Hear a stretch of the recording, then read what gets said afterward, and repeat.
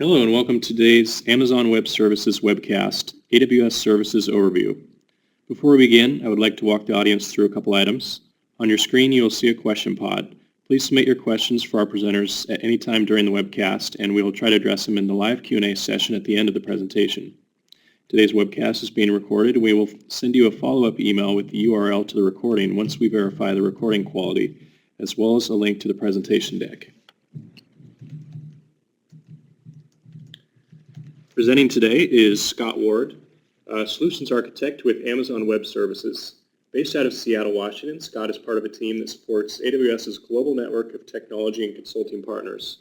For AWS partners, Scott's focus is on existing AWS architecture validation and improvements, planning new architectures for workloads on AWS, providing guidance on how to use new AWS services, and providing general technical enablement.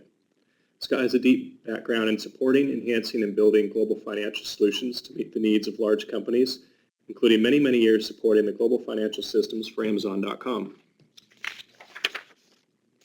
Thank you for joining us today, Scott. Excellent. Thank you very much. Hello, everybody. Thank you for taking the time out of your day, whether it be morning, afternoon, or evening. I'm glad that you're here to listen in on this for a little bit. I am Scott Ward, and I will be your presenter for the time of this webinar today. I'm going to be touching base on some highlights for each of the services that we offer here on AWS. These are just going to be some quick highlights to kind of get you familiar with what this service might offer and maybe kind of help you focus or zero in on what might be more interesting to you. If any of these spark your interest, I encourage you to go and look at the product details page on aws.amazon.com so you can get a better overview of the details of that service. All right, we're going to be spending a lot of time today talking about services on AWS. In addition to launching new services, AWS also regularly iterating and adding new features to our existing services. So once AWS launches a new service, our service teams are then constantly working to add to those services based on feedback that we get from our customers. In fact, 90 to 95% of our roadmap is based on customer feedback. So this slide speaks to the pace of innovation that AWS has had to launch significant features and services to our platform. So as you can see with that number, we launched 82 significant features or new services in 2011. That got up all the way to 280 in 2013, 516 in 2014, and here in 2015, as of July 9th, we're already at 365 plus new services or significant features, so well on pace to add a lot more to the AWS platform this year. This slide here represents the current AWS platform, which includes all the services that AWS offers and that we'll be talking about today, as well as the support that goes along with that for your overall AWS account. Quickly, what you're going to see at the bottom there are the infrastructure services, things around compute, networking, and database. The core platform components is what I'd like to call them. Your security and management goes above that, so things around access control, monitoring, and logging. And then on top of that, you've got your platform services that give you a lot of extra services that you can use to enhance or add to your applications, things around analytics, mobile, some development, application creation.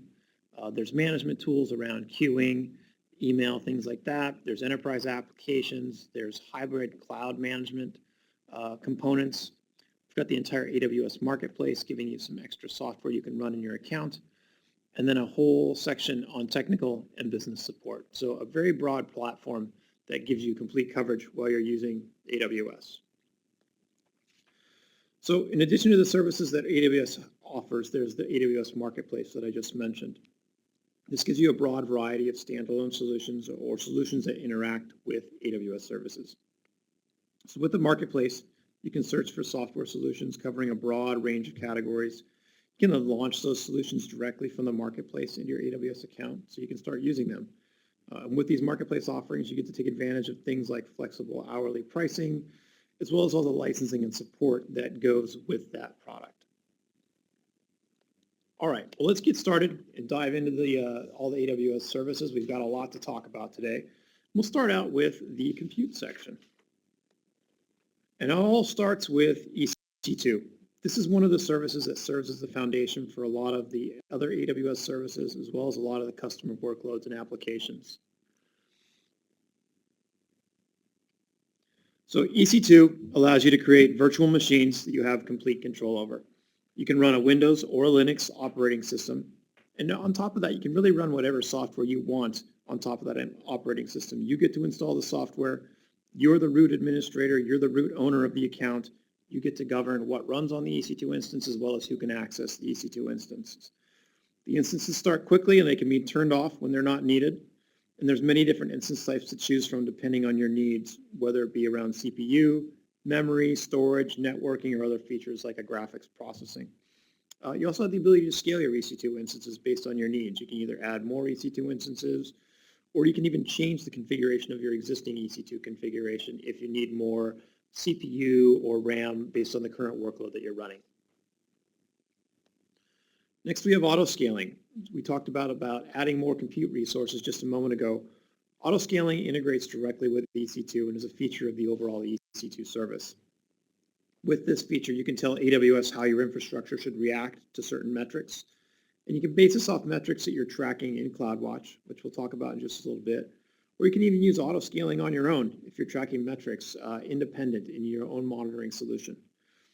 You can add instances when your system is busy, or you can remove them when things quiet down. You get a lot of flexibility to define when you scale up and when you scale down, as well as how often you check to actually see when you need to scale up and scale down so that you're making as most efficient use of your infrastructure as possible.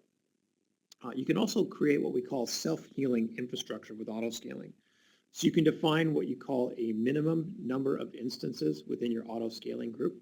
And anytime there is an application failure or a problem with the instance that's host the underlying EC2 instance, auto-scaling will remove that instance from the auto-scaling group and bring in a new one so that you're always running at the minimum number of healthy instances that you define for your particular auto-scaling group. Okay, everybody, hi, I'm back. Sorry, apologize for that delay there. Next, I wanted to step into Lambda.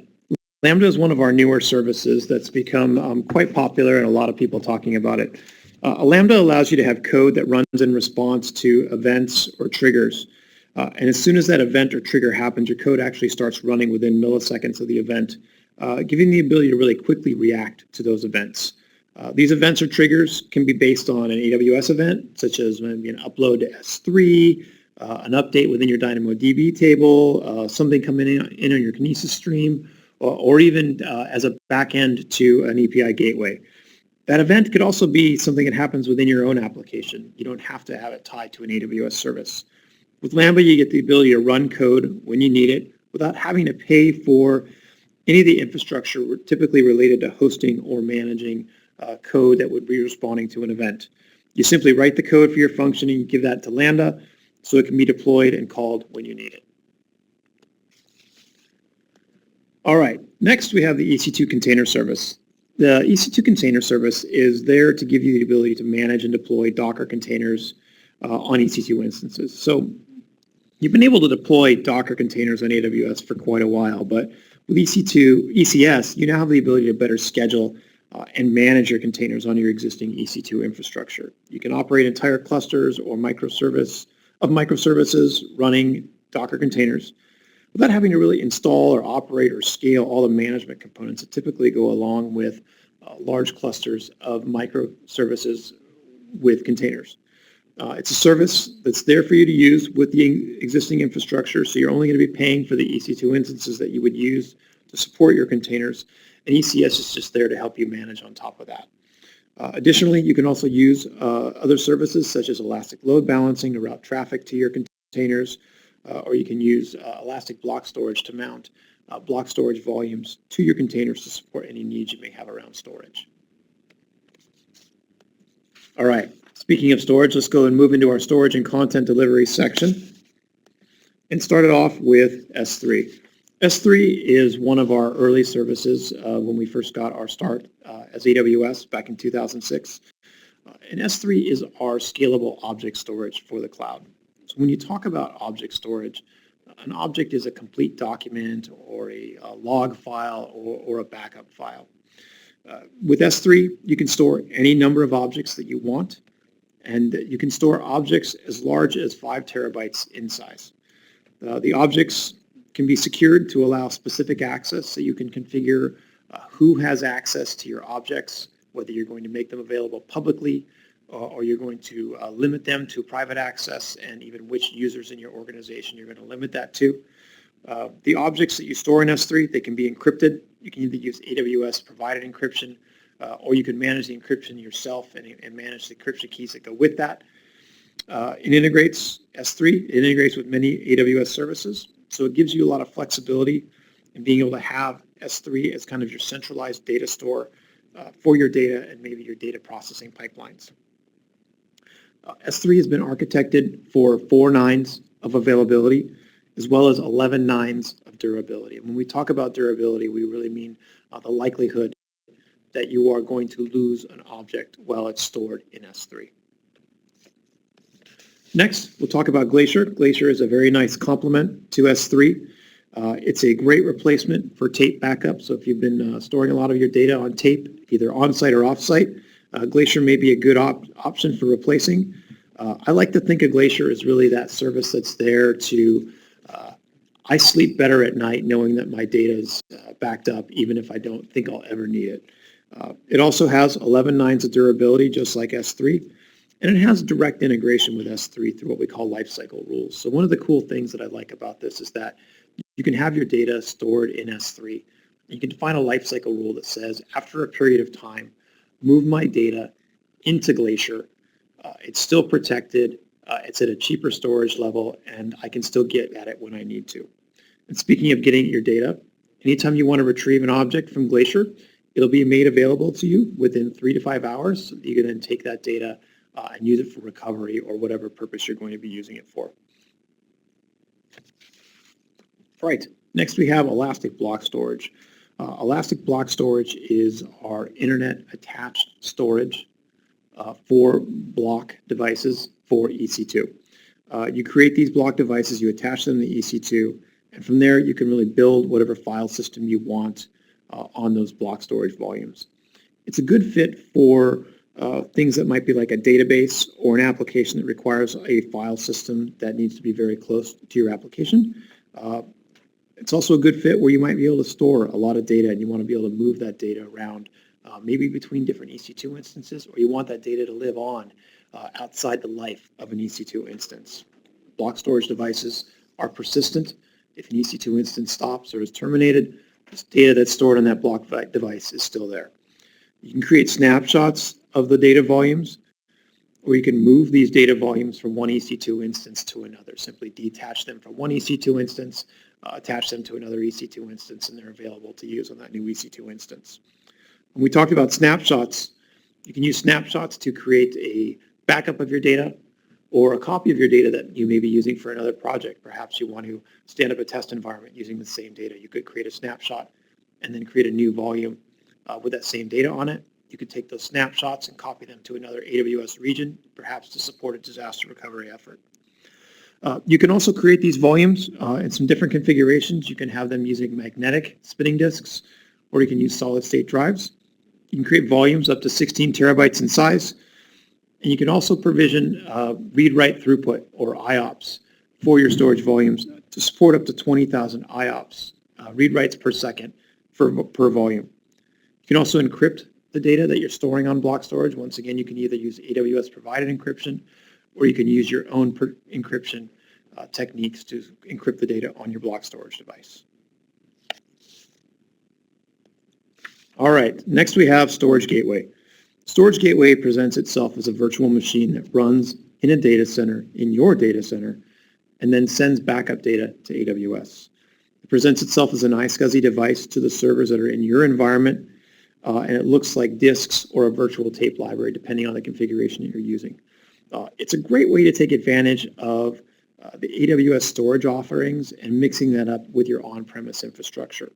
There's some different ways you can configure Storage Gateway to meet the needs you have. We have what we call a cached local storage, where your data is stored in S3, but the Storage Gateway keeps a cache of the most frequently accessed data locally so that it can be retrieved quickly if somebody asks for data that's outside the cache, it will still be retrieved from S3 and brought down and given to them, and more than likely stored in the cache as well.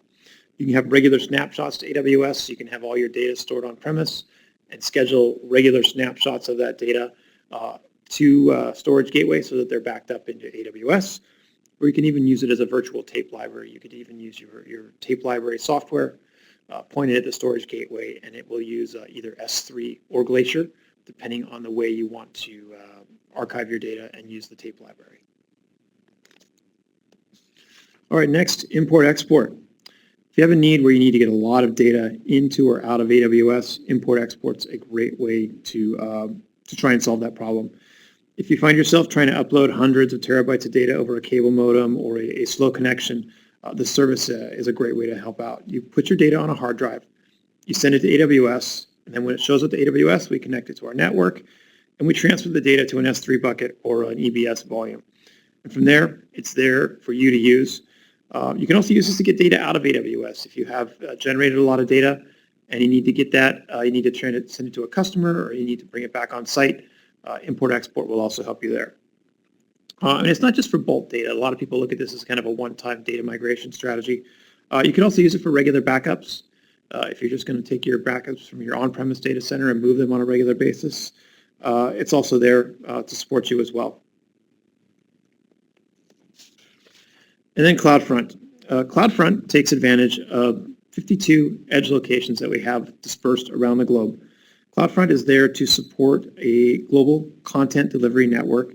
It's there to distribute the content based on the proximity of the user requesting the content so that they get the content as quick as possible with the least amount of latency.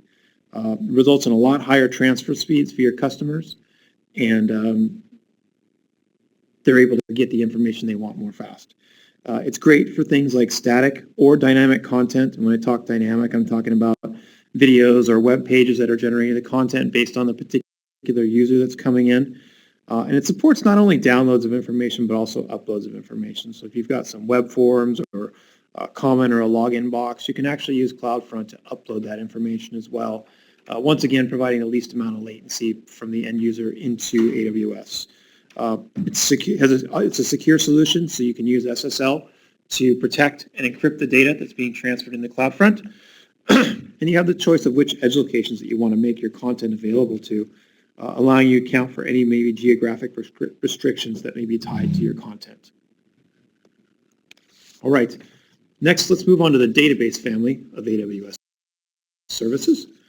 And this all starts out with the relational database service. So RDS is a service that provides a managed relational database for you in the AWS cloud. Supports many different database engines. It supports Oracle, MySQL, SQL Server, Postgres, and our new database engine, Aurora, which we'll actually have on a separate slide here in a few minutes. So with RDS, AWS handles all the busy work that goes with running a database. That means taking care of backups, patches, replication for high availability, recovery of failed instances, monitoring of those instances, and management of the general infrastructure that's required to support a database. And in turn, you get to focus on your applications and the data that's contained within the database. If you have existing licenses for any of these database engines, you can bring them along and continue to use them in RDS. Or if you don't have licenses today, you can choose license included options, so you can still run the database engine. Some things to keep in mind. These are managed databases. So as an end user, you may not get access to everything you typically expect with a database. You won't get access to the host or the root operating system for these database engines. So if you have any use cases that require that access or applications that require that particular access, may not be a good fit, but you can still run all these database engines directly on EC2 with attached block storage so that you can get the full functioning database that you might want. Next, we have DynamoDB. This is our NoSQL database designed for massive scale in the AWS cloud. So NoSQL databases have become kind of a hot topic in the past half dozen years, and this is one of the options that you have. It's fully managed, so you don't have to worry about any of the availability or durability items you might normally have to worry about when it comes to creating and scaling a NoSQL database. It offers you very predictable performance no matter how large the data set is. It's backed by solid-state drives to help give you that quick access for reading and writing your data. And scaling up and down is very simple. All you need to do is, at any point in time, go into the DynamoDB console or through an API, say how much throughput you want to be able to provision for reads or for writes of the data, and you can scale those independently depending on what you're trying to do with your application. So what this means is you can actually start very small with DynamoDB with a very small amount of throughput.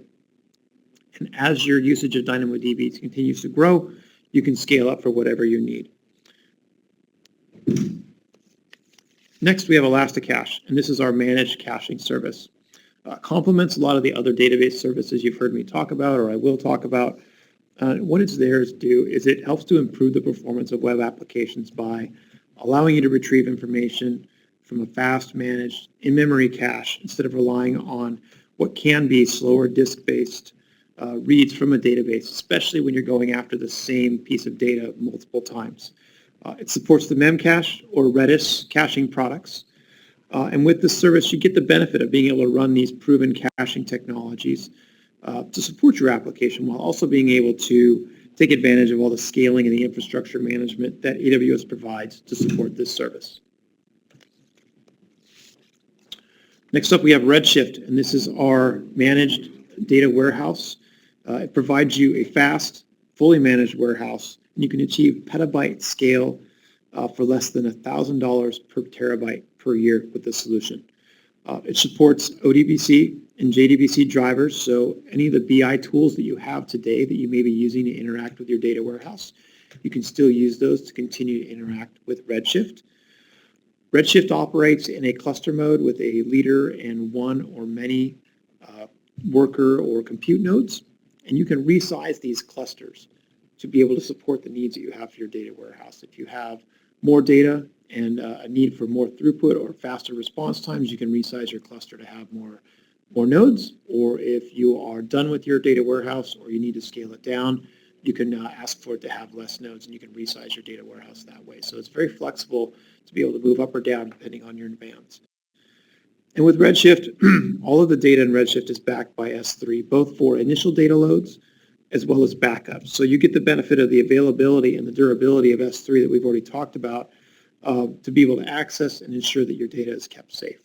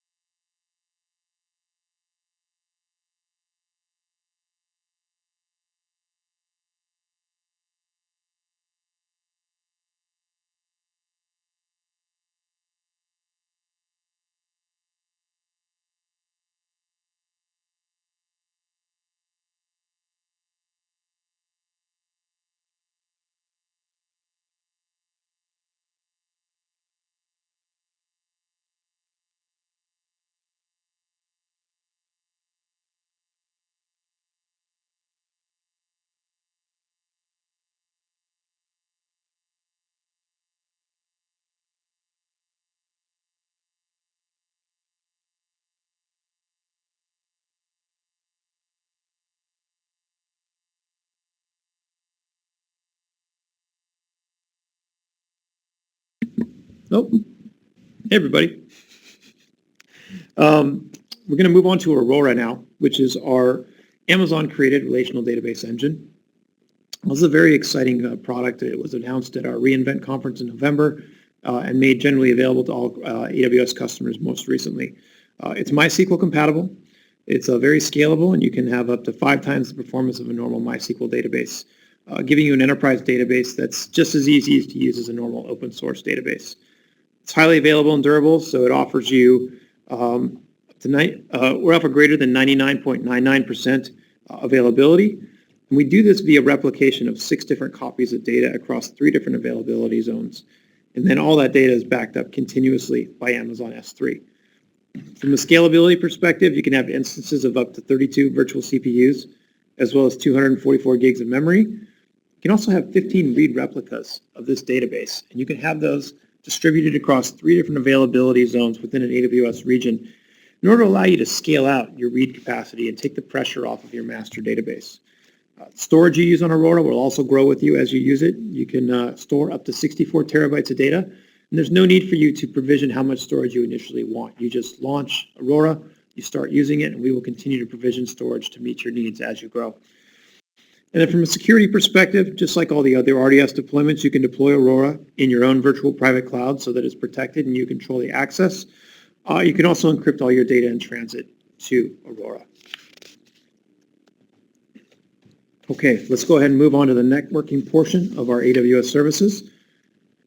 And it all starts with the virtual private cloud. The virtual private cloud lets you provision a private, isolated section of the AWS cloud where you can launch your own AWS resources in this virtual network that you've defined. With the VPC, you can define a virtual network topology that closely resembles what you might find in a traditional data center or a network. And you can have complete control over this virtual networking environment. You get to define your own IP address range. You get to define one or many subnets, and you can define if you want to make those subnets public or private. You can configure route tables, defining how data moves around within your virtual private network. You can use access control lists to govern what data can flow in and out of your subnets. You can use security groups to control what flows in or out of your EC2 instances. And you can also link your VPC up with your own on-premise data center or resources via a VPN connection or VPN tunnel that is secure and encrypted, allowing you to burst or to move data or to have a hybrid configuration running both in AWS and off of AWS. Next, we have Route 53, which is our domain name service. So it's a highly available domain name service. It's designed to give developers and businesses an extremely reliable and a cost-effective way to route end users to internet applications by translating something like a human-readable name like www.amazon.com to a more computer-readable IP address that allows the computers to connect to each other. It effectively connects those user requests to infrastructure running on AWS, such as EC2, an elastic load balancer, or maybe even S3. But you can also actually use this to route users to infrastructure that's outside of AWS. So if you have applications running in your own data center, you can still host the domain without Route 53 and then point the request to your own infrastructure. It supports some different routing policies. A simple routing policy where you're just routing traffic to a particular resource that has one function. You can have weighted routing where you can actually have multiple resources that perform the same function, but you can actually distribute percentages of traffic to each of those resources to have a weight. Maybe you're doing some A/B testing and you want to go maybe 60-40%, for example. Latency, you can actually have it where traffic will be routed to the appropriate resources based on the latency from that particular resource, ensuring that users are getting the best response from the application. You can have a failover, which is kind of an active-passive configuration where one resource is the primary recipient of the traffic. If that resource ever becomes unreachable, Route 53 would then send to an alternate resource that would then take over as the primary. Or even geolocation, you can actually configure which resources would receive traffic based on the location of the user that's making the request. So, and on top of all that, in addition to supporting actual hosting of domain names, you can also use Route 53 to search for and register for domain names. Next, we have that elastic load balancing. Elastic load balancing automatically distributes your incoming traffic across multiple Amazon EC2 instances, enables you to achieve an even greater fault tolerance in your application because it's seamlessly providing the amount of load balancing capacity needed in response to incoming application traffic. So ELB is a managed service. As the traffic coming through your load balancer grows, ELB in the background will flex up or down to add more compute resources to be able to handle the traffic that's being routed through your load balancer. It'll also detect unhealthy instances within your overall server pool and will automatically reroute traffic just to the healthy instances until the unhealthy instances have been restored. You can also enable Elastic load balancing to work within a single availability zone or actually have a balanced traffic across multiple availability zones for even more consistent performance. So when I talk about managing across multiple availability zones, think about that as being able to run across multiple data centers. And you now have a load balancer that is distributing traffic to a copy of each application running in multiple data centers at the same time, ensuring that you can still be up and running even if you have a failure of one particular data center. ELB also integrates with autoscaling, which we talked about earlier. So as you have instances that are being added or removed by autoscaling, autoscaling will tell your Elastic Load Balancer which instances are coming or going, so that the load balancer knows that it can route traffic to more instances or less instances, so that you're taking full advantage of all the elasticity that you're using on AWS. Next, we have Direct Connect. Direct Connect is a service that allows you to have a consistent network connection into an AWS region. The way this works is you would work with one of our Direct Connect partners who have co-location facilities around the world, and they take those facilities and they actually connect directly into the AWS region of your choice. From there, you have a high-speed connection between the AWS region and resources you might have running in the co-location facility. If you want to tie this in with your own corporate data center, the next thing you would do is you would get a fiber channel between your data center and the co-location facility, which would then connect into the AWS region, giving you a full, dedicated, consistent connection all the way into the AWS region to support any data movement needs you might have or just requirements that you have around consistency of the network traffic. It's good for long-term requirements where you need that throughput, but it also can be used to support maybe a short-term effort where you need to move a lot of data into AWS. Maybe you're doing a data migration, for example. So it's also a great fit for those shorter-term cases. Okay, on to the application services, and we've had a few additions and advances in this area recently. Start off with the simple email service. This is a bulk email sending service just for sending outbound emails. It evolved out of the work that Amazon.com had done for years around building a reliable system to email its customers all around the world. It allows you for the ability to send large amounts of emails without investing in all that infrastructure and the maintenance that goes with supporting sending those emails out, and allows you for full visibility on things like unsuccessful emails, including bounce backs, failed, or even successfully delivered emails, as well as any spam complaints that might be originating from your email recipients.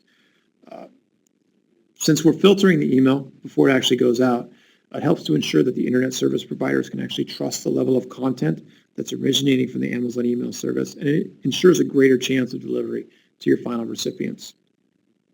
It also provides a mailbox simulator, so you can actually build your applications to simulate against the different types of responses you would get back from the simple email service without actually having to send emails out and try and replicate and generate those same types of responses. Next, we have Cloud Search. This is our managed search service to support your website or your application. The way this works is you would upload your documents that you wanted to be searched using either a JSON or an XML format. You need to find a set of search fields and a set of indexing options around that service.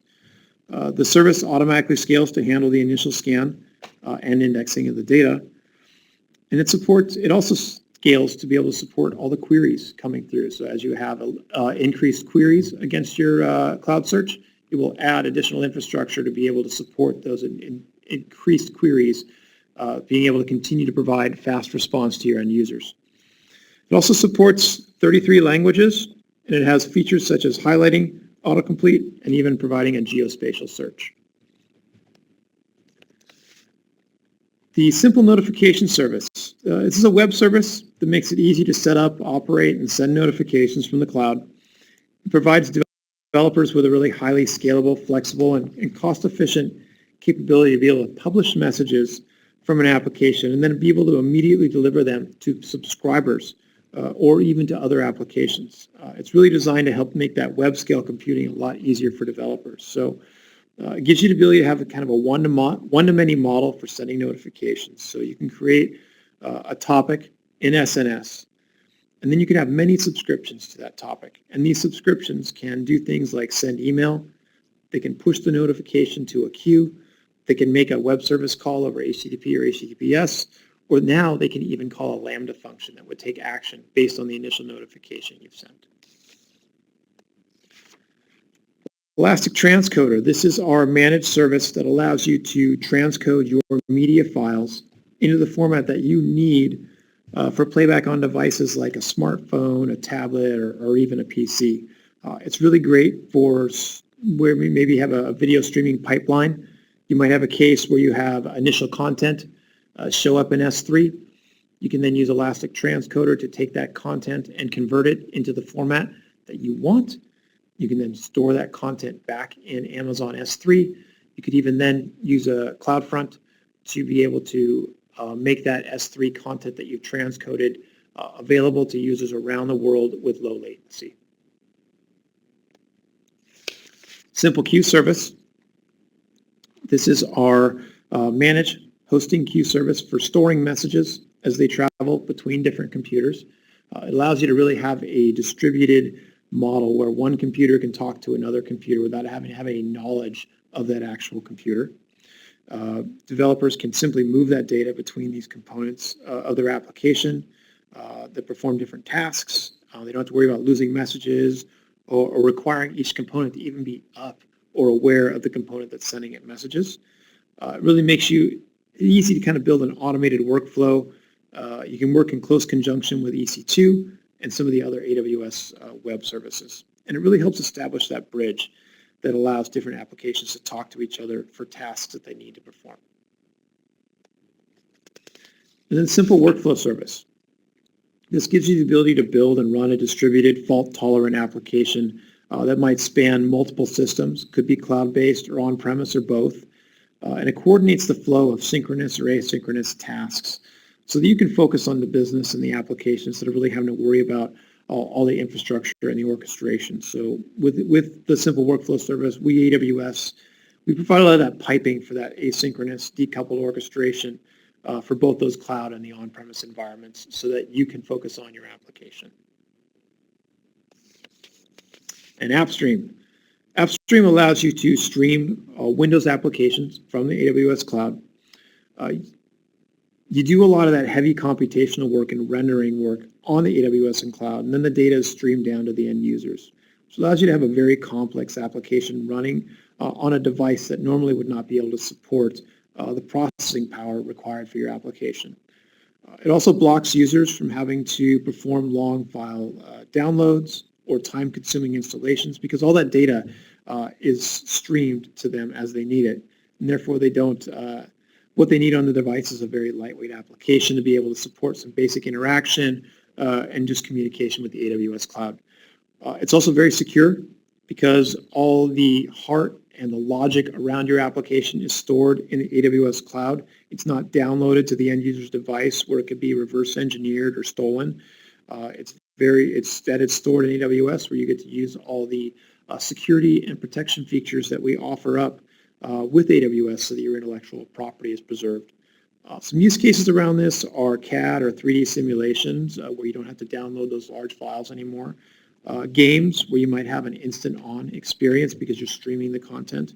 Life sciences, once again, you don't have to download those large medical scans for analysis.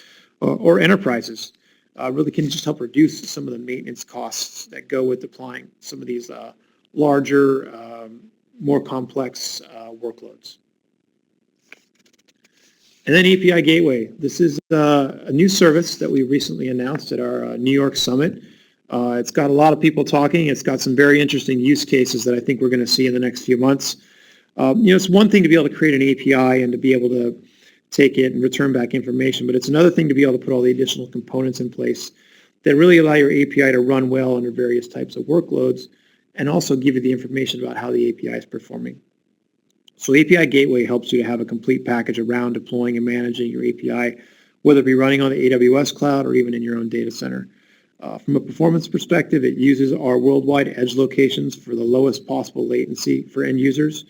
It implements throttling, which helps you ensure that your back-end services can withstand any traffic spikes that may come through. And it uses output caching to avoid any unnecessary calling back to your back-end systems for the same piece of data. It uses monitoring, so it gives you a dashboard to be able to visually monitor the services that you're using, gives you insight into the API calls, any data latency and error rates. It has integration with AWS Lambda, so you actually can point an API to a Lambda function that would then do the actual work of the API. So you're actually able to have, in that case, an API that is not running on any infrastructure. You can run multiple versions within API Gateway, so you can iterate and test on different versions of the same API and then release the versions you want when you're ready. And it's fully managed, so all the functionality this is giving you is nothing you have to deal with managing or deal with the scaling or the availability. It's all taken care of for you. So you get to worry about building your API and the functionality behind it, and then leveraging API Gateway for all the extra parts that help you have a complete API. All right, next, let's walk into our administration and security section. There's been some new advances in this area for us as well. Start off with the directory service. This is our managed directory service. So it allows you to have the features of a directory similar to Microsoft Active Directory, but running in the AWS cloud. And so you don't have to deal with all the managing of the infrastructure, availability, or scalability that goes with a directory service. So if you don't have an existing Active Directory install, this could run as your standalone directory to serve as your primary directory, or you could even sync it with an on-premise Microsoft Active Directory install, and then use that AWS directory as your directory for when you're on AWS. And when you've synced these, you also have the ability to ensure that your users are using the same corporate credentials that you use on-premise. Helps ensure that you're following the same security policies you have in place, things such as password expiration or password history, or even account lockouts, and making sure that they're enforced on-premise and with AWS.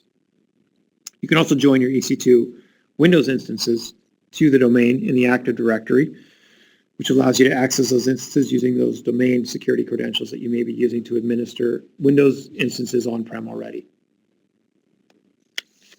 Identity and access management. This allows you to control access to AWS services and resources for your users. You get to create and manage your users and their permissions all from one central location. You can manage those permissions at the individual user or a group user level. It supports multi-factor authentication, so you can actually implement another layer of authentication before people get into their AWS account to help ensure that the right people are logging in and that you don't become compromised. You can tie access with your local access directory, what we call federation, so users can log in your AWS account with the same username and password that they use on site. And you can control access to individual AWS resources. So I can have a policy that would say this person can only start EC2 instances, they can't stop them. If the person's a DBA, I can have a policy that says they can only launch RDS instances, they can't launch EC2 instances. Or I can even have a policy that says somebody only has read-only access to all AWS resources. Next, we have Trusted Advisor. This is an auditing tool that checks your account against AWS best practices, creates a report that provides you specific advice on what you should do when it finds anomalies or something that's against best practice. We provide guidance in the following areas, so cost optimization, really about getting the most out of what you're running, performance, where things may not be optimal, security, so where you have some security risks against AWS best practices, and fault tolerance, and really where you may not be positioned to be able to handle any faults or errors with the infrastructure. With your initial AWS account, you're going to get a few checks with the Trusted Advisor. Then when you move up to the business and the enterprise level, that's where you're really going to see the full benefits of all the checks that Trusted Advisor offers. CloudTrail. So this is a service that provides you a detailed information about all the API calls that are made against your AWS resources. This supports nearly every one of the AWS services that currently exist. It records that information, and that information that's recorded includes the API caller, the time the API call was made, the source IP address that call came from, the parameters that were sent in the request, and then the response elements that were actually sent back. This is very helpful for companies who have audit requirements about being able to know who accessed what or tried to access particular resources over a period of time. And it's also great from an operational perspective if you need to go backtrack and find out what happened to a particular resource when you're trying to solve a problem. All these metrics get published to S3 and are there for you to analyze as you need. And you also have the ability to take all your CloudTrail log files and you can actually integrate them into one of our many partner solutions that are there to analyze the CloudTrail information and potentially even correlate it against particular security events. CloudWatch, this is something I mentioned earlier that integrates with autoscaling. It's there to provide you monitoring for your AWS cloud resources and the applications that you may be running on top of AWS. So developers and sysadmins can use it to collect and track metrics and gain insight and react immediately to keep the applications and the business really running smoothly. It monitors AWS resources such as EC2 and RDS. It monitors a lot of default metrics that each service provides into CloudWatch, but you can also create your own custom metrics. If there's a particular metric that you care about for your application, you can have something that collects that metric and pushes it to CloudWatch, and you can then have monitoring within CloudWatch. You can even create alarms based on that metric if you choose to. AWS Config, this is one of our newer services, which I think is a really, really cool service. Think about how difficult it can be to keep inventory of all your infrastructure and the changes to the infrastructure in your traditional data center. It could take you months, and you may never be fully successful in trying to do that. AWS Config is a service that takes a complete inventory of your AWS infrastructure, and then it reports that inventory, and then provides you notices on changes that have happened to that infrastructure, including new, changed, or deleted events. You can also use this service to get a history of what a particular resource looked like at a particular point in time, which might be helpful if you're dealing with any operational issues. And then additionally, you can also use this service to get an understanding of what impacts a change might have. So let's say you're going to change a security group and you want to be able to know where the impact would be. You could actually find all the resources that are using that particular security group and have very good insight in what the impact of the change might be and who you might need to notify about the change. AWS Service Catalog, another one of our newer services that's out there. This is there to help you manage a catalog of IT services that your organization has approved for use on AWS. So you have a wide range of items that you might include in this service catalog, including virtual machines, servers, softwares, database, or even a complete multi-tier application. With this service, you have the ability to ensure that people are following your corporate standards because you're controlling what can be deployed by individuals or by groups, by departments, or even cost centers. The way this works is that you're going to define a product which can comprise one or more AWS resources, such as an EC2 instance, maybe some storage, maybe a database, maybe a load balancer. You then create a portfolio, which is a collection of products, which is where you manage who can use those specific products, which you can then publish to your overall service catalog. Cloud HSM. So we have some customers who are running workloads that require that they use a hardware security model in order to meet the particular audit or compliance area that they are responsible for. So with AWS Cloud HSM, you have the ability to have a hardware security module, but running in the AWS cloud, while being able to adhere to the same security standards as you would with an on-premise one.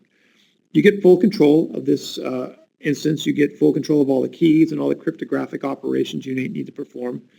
You can also sync this with your on-premise hardware security module, giving you the ability to have either a disaster recovery configuration or a configuration where you use keys against the local AWS one when you're running on AWS.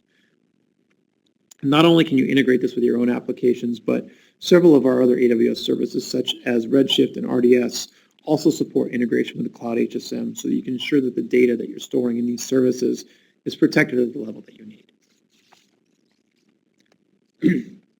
A key management service. This is a service allowing customers to actually have the ability to have their own key store in their Amazon account, and it supports storage of those keys as well as governing access to those keys. It's fully managed, so it means you don't have to worry about any of the scalability, availability, or durability that might go along with supporting a key management solution. And when you need to access your keys, you just call an API. And so since it's just an API, you actually could be using the solution for applications you've got running on-premise. It doesn't have to be running in AWS. It's just the service itself is backed by AWS. And additionally, it integrates with a lot of different AWS services, which are listed here on this slide.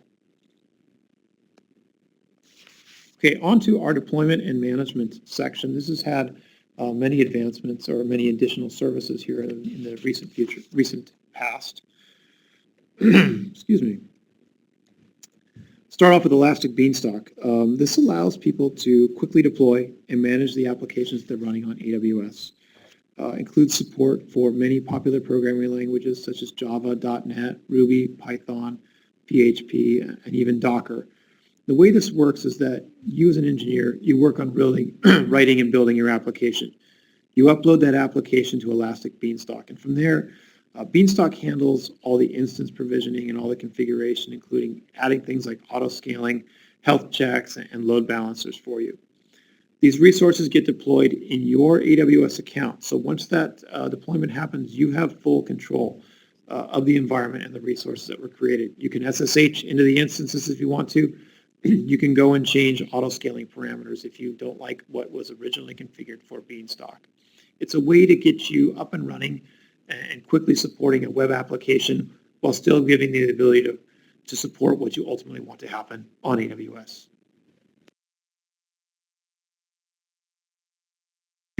Next, we have OpsWorks. This allows you to define and model an application architecture and the specifications of each component in that overall architecture, including things like package information, software configuration, and resources such as storage. And after defining that architecture, you can actually use OpsWorks to deploy, manage, and monitor that overall stack on AWS. If you're familiar with any tools like Chef or Puppet or any sort of other orchestration tools that allow you to model and manage your infrastructure in a visual way, this is what OpsWorks is providing for you as well. CloudFormation. CloudFormation gives developers and even sysadmins an easy way to kind of create a collection of related AWS resources and provision them in an orderly and predictable fashion. When you hear about infrastructure as code, this is a great example because this is all defined in a text file in the JSON format. They use these, they can use sample templates or they can create their own templates to describe the AWS resources, any dependencies that those resources have, any runtime parameters they want to have, and any specific configuration that they want to add to their AWS resources. They don't need to figure out the order in which the services need to be provisioned or the subtleties of how to make those dependencies work because CloudFormation is taking care of all that for them. So out of this, they get the ability to create a collection of AWS resources in a predictable and reproducible fashion. Code Deploy, one of our newer services, allows you to be able to manage code deployments to groups of EC2 instances or even servers running in your own data center. You create a software package as well as a file outlining what steps you want code deploy to perform, upload those to S3 or to your GitHub repository, create a deployment in Code Deploy. There are agents running on your EC2 instances that will check in with Code Deploy anytime they see a new deployment that needs to happen. They will reach into where you've stored the package, either S3 or GitHub, and pull that data down, install your code, and take action on the installation steps that you provided. Today it has integration with a lot of many AWS partners, such as GitHub, Jenkins, Travis CI, or CodeShip. So if you're using these products today, you can actually continue to use them and be able to take advantage of the Code Deploy product. In Code Pipeline, this is here to support your continuous development or continuous integration workflows. With Code Pipeline, you define the workflow you want executed from the moment that the code's actually checked in. This could include things like a software build, running some unit tests, deploying to a QA environment, or maybe some more tests to run, and then maybe a wait period where somebody has to manually approve the deployment, and then from there, deploying to one production environment, doing some more testing, making sure things are running okay, and then wrapping up and deploying to the rest of the production environments, all in an automated, hands-off fashion. So with this service, you get the opportunity to automate all the phases of your deployment lifecycle, so you can really ensure consistency and have the ability to do more changes more often because everything is backed by an automated workflow that's making sure that every step is being automated and run successfully before moving on to the next step. If you use a lot of third-party tools today from a testing or a deployment perspective, that's okay. You can actually link those in with your overall code pipeline framework and workflow so that you can still use them as part of your overall deployment process.